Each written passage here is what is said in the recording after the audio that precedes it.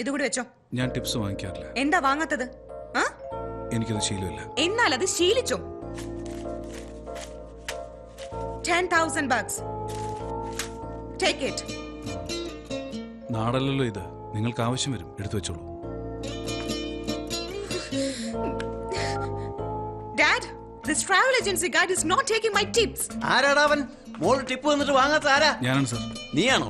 എന്താ വാങ്ങാഞ്ഞ്? എനിക്ക് വേണ്ട. നീ ആരാടാ വേണ്ടെന്ന് പറയാൻ? മോള് തന്നാൽ വാങ്ങിയിരിക്കണം. വേണ്ടെങ്കിൽ അത് വാങ്ങിച്ച് എനിക്ക് തന്നേക്ക്. നടക്കണം അങ്ങോട്ട്. ശരൺ ചെല്ല്.